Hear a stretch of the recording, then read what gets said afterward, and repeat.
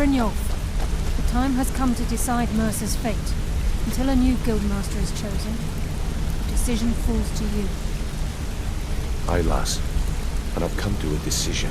Mercer Frey tried to kill both of you. He betrayed the guild, murdered Gallus, and made us question our future. He needs to die.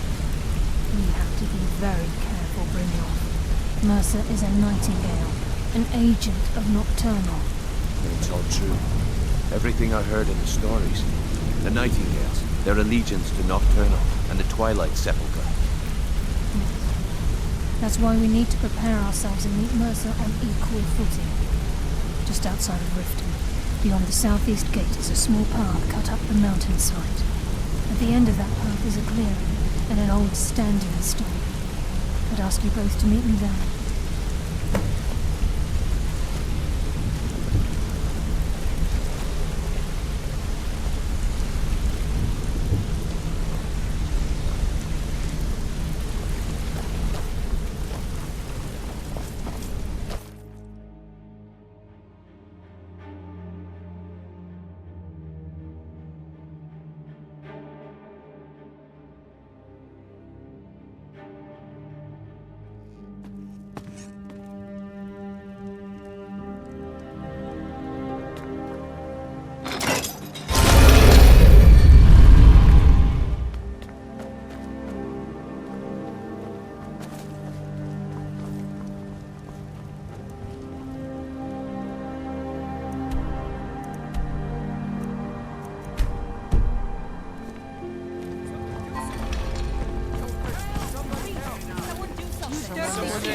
You dirty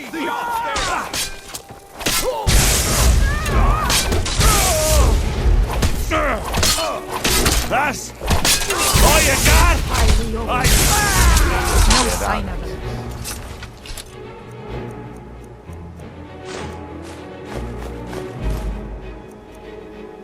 No offense, but you're not looking so good. How's the criminal underworld treating you this fine day? You may have everyone listening.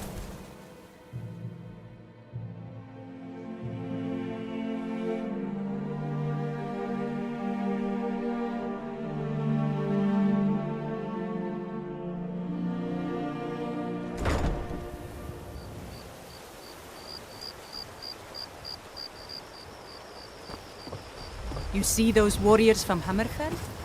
They've got curved swords. Curved swords.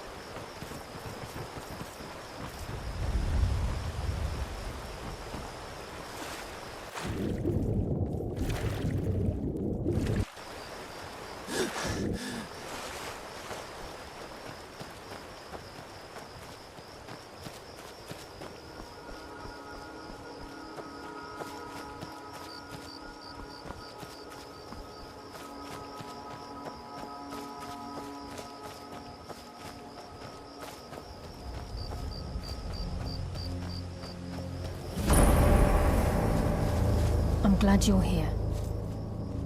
This is the headquarters of the Nightingales, cut into the mountainside by the first of our kind. We've come to seek the edge we need to defeat Mercer Frey. If you'll follow me, I'll try to explain on the way. Gallus, Mercer Frey and I were once members of what's known as the Nightingale Trinity.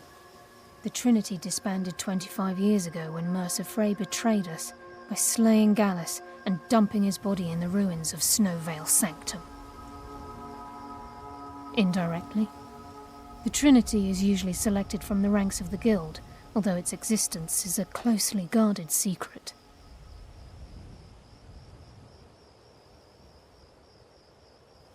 The Nightingales protect the Temple of Nocturnal, a place known as the Twilight Sepulchre. She's the mistress of night and darkness, and the patron of every thief in Tamriel. Nocturnal isn't one for worship and reverence. There are no priests and no sermons, no services, and no alms. She influences our luck, and in return, demands payment.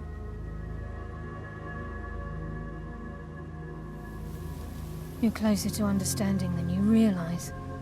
The only difference is she doesn't demand payment in the traditional sense, and sometimes the cost can be quite high. Whether you know it or not, Nocturnal dictates how well we perform as rogues.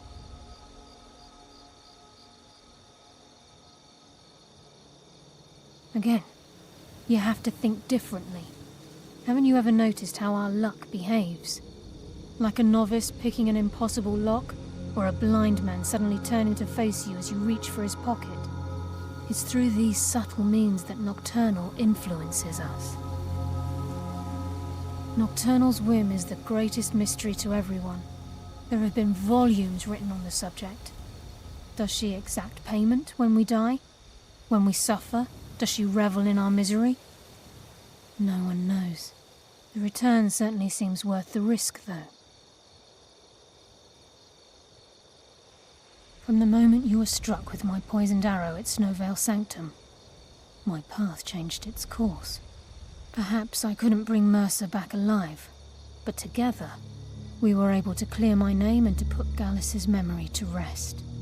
I'd always intended Mercer's fate to ultimately be decided by the Guild, and it seems they've spoken. It's my hope that you will, yes. This way, please.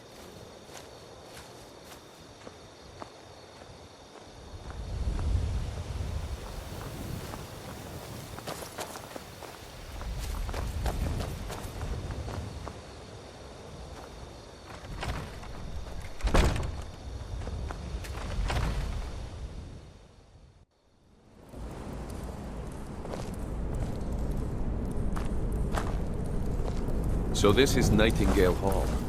I heard about this place when I joined the guild, but I never believed it existed. The assumption that the Nightingales were just a myth was seeded within the Guild on purpose. It helped divert attention from our true nature. What's wrong, Brynjolf? I can almost hear your brow furrowing. I'm trying to understand why I'm here, lass. I'm no priest, and I'm certainly not religious. Why pick me? I've never seen This anything isn't quite about like religion, that. Brynjolf. It's business.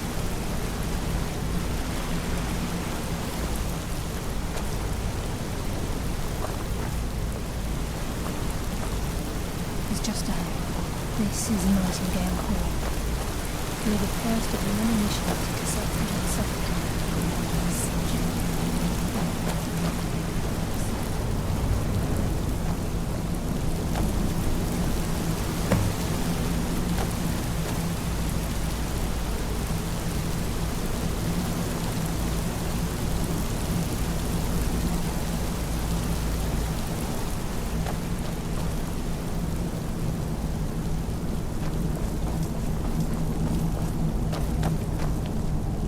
This is enough to make your head spin, eh?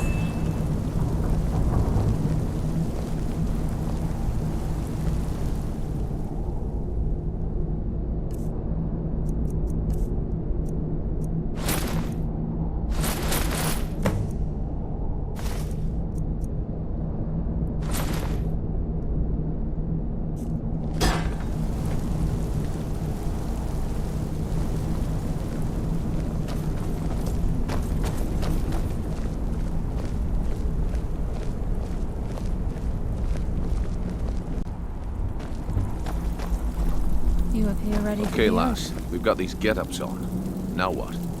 Beyond this gate is the first step in becoming a Nightingale. Whoa there, lass. I appreciate the armor, but becoming a Nightingale? That was never discussed. To hold any hope of defeating Mercer, we must have Nocturnal at our backs. If she's to accept you as one of her own, an arrangement must be struck. What sort of arrangement? I need to know the terms. The terms are quite simple, Brynjolf. Nocturnal will allow you to become a Nightingale and use your abilities for whatever you wish. And in return, both in life and in death, you must serve as a guardian of the Twilight Sepulchre. Aye, there's always a catch. But at this point, I suppose there isn't much to lose. If it means the end of Mercer Frey, you can count me in. What about you? Are you ready to transact the oath with Nocturnal? Good. After I open the gate, please stand on the western circle.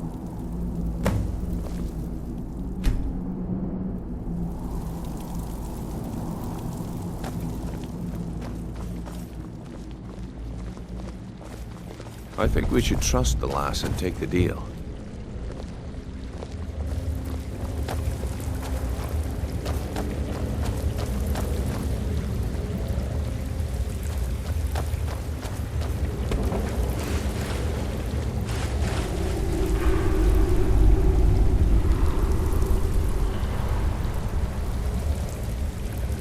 I call upon you, Lady Nocturnal, Queen of Murk, and Empress of Shadow. Hear my voice. Ah, Carlia. I was wondering when I'd hear from you again. Lose something, did we? My lady, I've come before you to throw myself upon your mercy and to accept responsibility for my failure. You're already mine, Carlia. Your terms were struck long ago. What could you possibly offer me now? I have two others that wish to transact the oath, to serve you both in life and in death. You surprise me, Carlia. This offer is definitely weighted in my favor. My appetite for Mercer's demise exceeds my craving for wealth and grace. Revenge.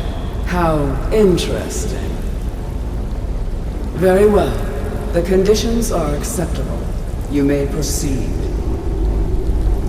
Lady Nocturnal, we accept your terms. We dedicate ourselves to you as both your avengers and your sentinels. We will honor our agreement in this life and the next until your conditions have been met. Very well. I name your initiates Nightingale, and I restore your status to the same, Carlisle. And in the future, I'd suggest you refrain from disappointing me again.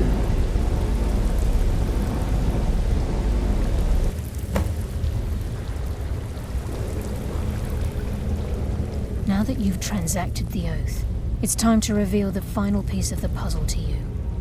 Mercer's true crime.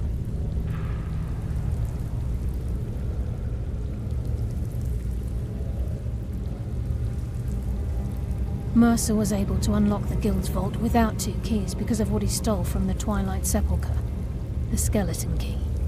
By doing this, he's compromised our ties to Nocturnal and, in essence, caused our luck to run dry.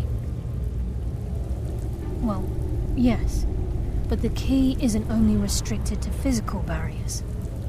All of us possess untapped abilities, the potential to wield great power securely sealed within our minds. Once you realize the key can access these traits, the potential becomes limitless.